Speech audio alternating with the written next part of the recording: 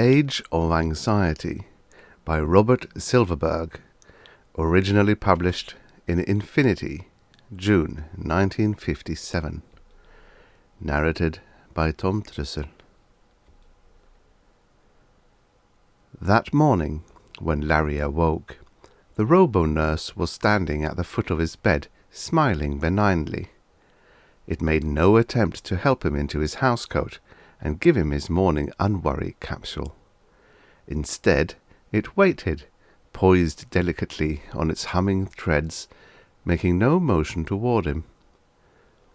"I'm awake," Larry said sourly. "Why aren't you functioning?" He paused, frowning slightly, and added, "And where's my capsule?" "This morning is different," said the robo-nurse. "This is your birthday, young man." It clicked twice, hissed, and rolled forward at last, holding Larry's capsule box in its grips. The box flew open as the robot approached Larry's bed, and the boy saw, within its gleaming interior, 3 capsules. One, the usual light blue, the other 2, a harsh green and a bright yellow, respectively. "What's this?" "Choose," the robo-nurse said inexorably. The trigger word echoed in the room for an instant. "Choose," the robot said again, and the repetition unlocked a chain of synapses, unleashed data hypnotically buried in Larry's mind years before, opened doors and brightened dark corridors. Choose. The terrifying word held promise of conflict, pain, anxiety. Larry's fingers quivered with terror for a moment. His hand hovered over the capsule box, wavered for a long second of indecision, while a glistening bead of sweat rolled down his smooth face. His hand grazed the light blue capsule, the capsule that could end the sudden nightmare forever. He fingered its glossy surface for a moment, then shook his head and touched the bright yellow one. A shudder of fear ran through him as he did so, and he swept up the green capsule hurriedly and swallowed it. "Okay, I've chosen," he said weakly. The robo-nurse, still smiling, closed the capsule box and rolled away. It replaced the box on its shelf and said, "You've chosen, Larry, but all you've chosen is postponement of final decision." "I know," his voice was dry. I'm not ready yet. But at least I took a step forward. I didn't take the unworry drug." "True enough," the robo-nurse said. "You can still go in either direction, back to the unworry of childhood, or on to the full anxiety of adult life." "Let me think," Larry said. "That's why I took the middle capsule, to think this out." "Yes, let him think." Larry glanced up and saw the stooped figure of his father at the door of the bedroom. The robo-nurse scuttled away hummingly, and Larry swung around in bed. His father's face, wrinkle-edged, baggy-eyed, and despairing, stared intently at him. The tired face broke into a feeble grin. "So you've arrived at the age of anxiety at last, Larry. Welcome. Welcome to adulthood." Behind Larry lay an entire 17-year lifetime of unworrying, and behind that lay the 3 centuries since Koletsky's development of the unworry drug. It was tasteless, easily manufactured, inexpensive, and, despite its marvelous properties, not permanently habit-forming. Adults under the influence of the unworry drug found themselves free from anxiety, from nagging doubts about the future, from any need to worry or grow ulcers, or to plan and think ahead. Koletsky's drug made them completely irresponsible. Naturally, the drug was highly popular among a certain group of adults with low psychic resistance to panaceas of this sort, and for a while the unworried drug was a considerable source of worry to those still clear-eyed enough to look ahead. Hundreds of thousands of people a year were yielding to the synthetic bliss of the unworry drug, returning to childhood's uninvolvement with the world. Naturally, one of the remaining warriors invented an anti-unworry drug, and with that, a new social alignment came into being. The new tablet provided gradual weaning from the unworry drug. It took 4 years for the treatment to be completed, but once so treated, a person could never bring himself to touch the Koletsky drug to his lips again. There was an inflexible guarantee against backsliding built into the bonded hydrocarbons of the drug. This second discovery left the world in possession of 2 remarkable phenomena: a soothing drug and its antidote, both of 100% efficiency. A new solution now presented itself, a solution whose details were simple and obvious. Give the drug to children. Let them live in a carefree paradise of unworry until the age of 17, at which time apply the 4-year withdrawal treatment. At 21, they were ready to step into the adult world, unmarked by the horrors of childhood and equipped to face maturity with a calm, if somewhat blank, mind. At the age of 17, then, a choice, forward or backward.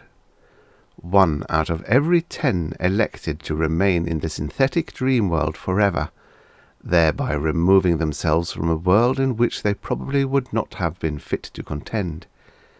It was an efficient screening process, eliminating those dreamers who would not have withstood the grind, who would have retreated from reality anyway, would have slipped into neurotic fancies. The remaining 90% chose maturity and reality and anxiety. The light blue capsule was the way back to dreamland, the bright yellow one the first step in withdrawal. The third capsule was the one most frequently chosen. It was a delayer. Its effect, neither positive nor negative, was to allow its taker's hormones to remain suspended during the period of choice. "I've got 3 days, don't I, Dad?" The terms of the situation, implanted in each child's mind long before it could possibly understand the meanings of the words, now stood out sharply in Larry's mind. Larry's father nodded. "You took the green one?" "Yes. Was that wrong?" "It's what I did when I was your age," the older man said. "It's the only sensible thing to do. Yes, you have 3 days to make up your mind.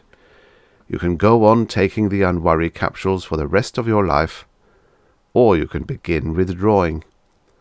You'll have to decide that for yourself." Something fluttery throbbed in the pit of Larry's stomach. It was the first sign of worry, the first agony of decision-making. He remained calm.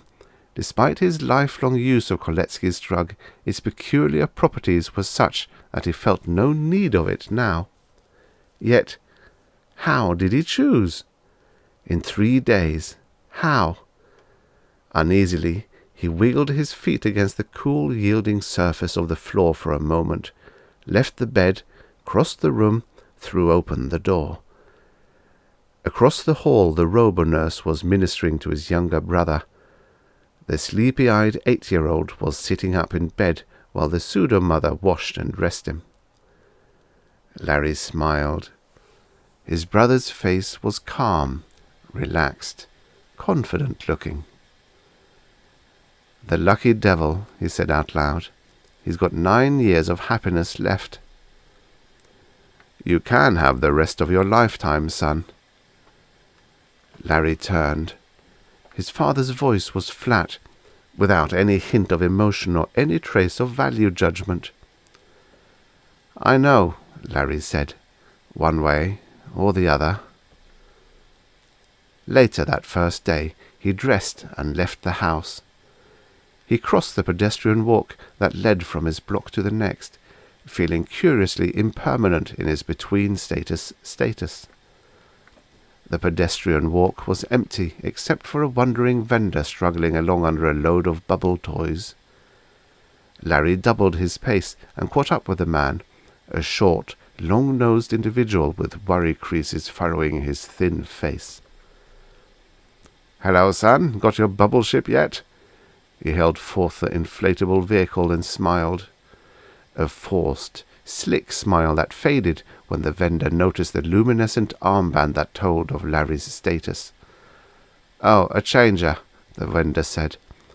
"I guess you wouldn't be interested in a bubble ship then." "I guess not." Larry took the toy from the vendor's hand anyway and examined it. "You make these yourself?" "Oh, no, not at all. I get them from the distributory." The vendor scowled and shook his head. "They keep cutting down my allotment all the time. I don't know how I'll stay in business." "Why? Won't there always be a market?" "There must be something new out," the vendor said gloomily. "The young ones just aren't interested in bubble toys these days. Things were good last year, but—" he frowned dismally. "They're getting worse all the time." "Sorry to hear that," Larry sympathized. He felt vaguely disturbed. The bubble toys were vastly popular among his friends, and it was upsetting to learn that the vendor was doing so badly. "I wish I could do something for you." "Don't worry about me, son. You've got your own problems now." The vendor smiled bleakly at him and turned off the pedestrian walk into the side road that led to the playground, leaving Larry alone. Those were strange words, he thought. He revolved them in his mind, getting used to their feels. "You've got your own problems." He looked around at the neat, clean suburb with its attractive little 10-story units and carefully spaced splotches of green garden, and shook his head. Problems. To be or not to be. It was a line from an old play he had found taped in his father's library. The play had made no sense to him at the time, but now it troubled him. He made a mental note to ask his father about it some time in the next 2 days, and walked on. He wanted to see as much as he could of the adult world before it was time to decide which he preferred. The city was a maze of connected buildings, redoubled avenues, tangled byways, and confusing signs. Larry stood in the heart of the business district, watching the grown-ups zoom past him, each walking alone, face set determinedly as he pursued some private mission. "Move along, boy," someone said roughly. Larry glanced around, saw a man in uniform scowling at him. The scowl softened into something like pity as the man noticed the badge of Larry's status. Hastily, Larry walked on, moving deeper into the web of the city. He had never been here before. The city was some place where fathers went during the day, during the pleasant hours of school and playground, and from which fathers came, grimy and irritable, in the evening. Larry had never considered going to the city before. Now it was necessary. He had no particular destination in mind, but after 17 years in the unworrying world, he would simply have to investigate the world of anxiety before making up his mind. A car buzzed by suddenly, and he leapt to one side. Out here in the city, cars ran right next to the pedestrian walks, not on flying skyways above them. Larry hugged the side of a building for a moment, recovering his calm. Calm. Stay calm. Make a cool, objective appraisal. But how? 9 out of 10 people picked this world. Larry ran his fingers over the rough brick of the building, and felt the tension beginning to curdle his stomach. 9 out of 10. Am I the 10th? Am I going to decide to go back to a lifetime of unworry? It seemed so. This dirty, hypertense, overcrowded place seemed boundlessly undesirable. The choice was obvious. But still. He shook his head. After a moment of complete unthought, he let go of the side of the building and took a few hesitant steps forward. He was really frightened now. Suddenly he wanted to be home, wanted to know again the smooth placidity of an unworried day. He started to walk faster, then to run. After half a block he stopped suddenly. Where am I running? He didn't know. He felt trapped, hemmed in, overwhelmed by despair. So this is the city? Sorry, I don't care for it. You're all alone, aren't you? Said a sudden voice from behind him. It's not wise on your first day off the drug. Larry turned. The man behind him was tall and narrow-shouldered, with the pinched, baggy face of a grown-up and a wide, sly smile. Yes, I'm all alone, he said. I thought so. I can tell a changer when I see one, even without the armband. Larry glanced down at his arm quickly, and saw that the identifying armband was gone. Somehow, somewhere, he must have ripped it off. He looked at the stranger, and in a hoarse voice asked, What do you want? A companion for a drink, the stranger said affably. Care to join me? No, all right, Larry said with a firmness that surprised himself. Let's go have a drink. The alcohol stung his mouth, and the flavouring in the drink tasted rancid, but he put the whole thing down and looked across the table at the stranger. I don't much like that drink, he said. Not surprising, the other grinned. It's one of our favourites. Ah? City people, I mean. Ulcer people. We gobble the stuff up. Not surprising you don't like it. Larry touched his forefingers lightly together. I don't think I'd ever like it, no matter how long I tried to get used to it.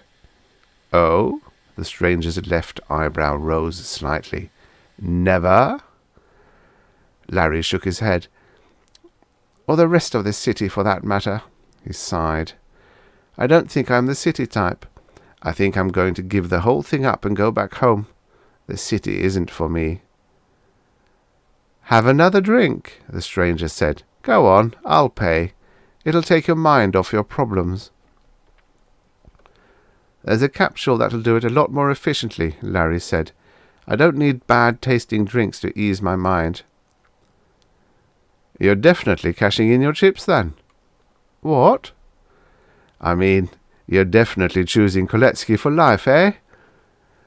Larry paused a while, letting the images of the city filter through his mind again. Finally, he nodded. I think so. I really do. 2 full days more, and you've made up your mind? The stranger shook his head. That'll never do, son. You'll have to think more deeply. How deep do I have to think? Tell me what anxiety is, the stranger countered. Taken aback by the sudden and seemingly irrelevant question, Larry blinked. Anxiety? Why, worry, isn't it? Fear, ulcers and headaches? The stranger shook his head slowly and dialed another drink. Anxiety is the feeling that things are too good, that you're riding for a fall, he said carefully. It's a sense of things about to get worse. Larry remembered the bubble vendor and nodded. But they have to be pretty good to start with, don't they? Right. You've got to have something pretty good and be worried that you're going to lose it. Then you fight to keep it. Challenge. Response. That's anxiety. Fear's something different. Then you creep into the corner and shake. Or you hang onto the side of a wall. I think I'll take another drink, Larry said thoughtfully. You get what I mean. Anxiety pushes and prods you, but it doesn't make you shrivel. You've got to be strong to stand up under it. That's how our world works. So? You haven't experienced any real anxiety yet, boy. Just fear. And you're reacting out of fear. You can't judge your response to something if you're really responding to something else. Larry frowned and gulped his drink. It tasted a little better this time, though only imperceptibly so. You mean I'm deciding too quickly, then, that I ought to look around the city a little longer? Yes, and no, the stranger said. You're deciding much too quickly, yes. But looking around the city won't do. No, go back home. Home? Home. Go back to your playground. Look there. Then decide. Larry nodded slowly. Sure, he said. Sure. That's it. He felt the tension drain out of him. I think I'll have one more drink before I go. The playground was crowded on the second day of Larry's 3-day period. Small children played happily near the shimmering wading pond. Older ones gathered for games in the playing field farther on, and far in the distance a group of permanent unworriers sat complacently in the sun, neither thinking nor moving. Humming robonurses threaded here and there through the playground, seeing to it that no one got into any trouble. They were necessary, of course, because the unworried children would have no fear of leaping from a tree head first or walking into the path of a speeding baseball. Larry stood at the edge of the playground, leaning against the confining fence, watching. His friends were there, the boys he had played with only 2 days before, still happily occupied with their games and their bubble toys. Walking carefully, in order not to be seen, he skirted the side of the playing area and headed for the green fields where the permanents were. There were about 100 of them, of all ages. Larry recognized a former playmate of his, a boy of about 19 now, and there were older men too, some well along in the middle age. They sat quietly, unmoving, most of them, smiling pleasantly. Larry entered the field and walked to the nearest bench. Mind if I join you? The man on the bench grinned. Not at all. Sit down, friend. Larry sat. You're a permanent, aren't you? He asked suddenly. A shadow seemed to cross the man's face. Yes, he said slowly. Yes, I'm a permanent. Who are you? I'm changing, Larry said. Oh. The permanent studied him idly for a moment or two, then leaned back and closed his eyes. It's nice here, he said. The sun's warm. Larry frowned. What do you do when it rains? We go indoors, the permanent said. Look, I think it's starting to rain now. Larry pointed at the bright, cloudless sky. There'll be a terrible thunderstorm any minute. The robonurses should be here then. Yes, Larry said. Where are they? Why aren't they here? They'll be here, the permanent said blandly. I don't think so. I don't think they're coming. They're going to let you get wet. The permanent shrugged. They wouldn't do that, he said. Of course not, a new voice said. Larry glanced up, startled. The copper alloy face of a robonurse looked down at him. He goggled confusedly. The robonurse's grips seized his shoulders gently. You'll have to leave here, boy. We can't have you disturbing these people. Larry stood up. All right, he said. I'll go. He had seen all he needed to see. The stranger in the city had been right, Larry thought, as he made his way back to his home. The place to look had been in the playground. He had seen something even more frightening than the city. His father was waiting for him as he entered. Well? Larry sat down heavily in a pneumo-chair and knit his hands together. "I've seen the playground," he said. "Yesterday the city. Today the playground. What's left to see?" "You've seen it all, son." Larry studied his father's pale, harried face for a moment. "I thought the city was pretty horrible. I decided yesterday I'd become a permanent." "I know. Your watcher told me." "Watcher?" "You know, the man who took you in for drinks. You don't think I'd let you go into the city alone, do you?" Larry smiled. "I thought it was too neat, the way he met me and sent me back. But... He looked up helplessly at his father. "Today I saw the playground, Dad, and I don't know what to do." His voice trailed off indistinctly. "What's the trouble, son?" "Tomorrow I have to make my choice. Well, the playground seems to be out. They turn into vegetables there. But am I ready for the city?" "I don't understand, Larry." "I was sickened by the place." He leaned forward and said, "Dad, why are children raised on the unworried drug?"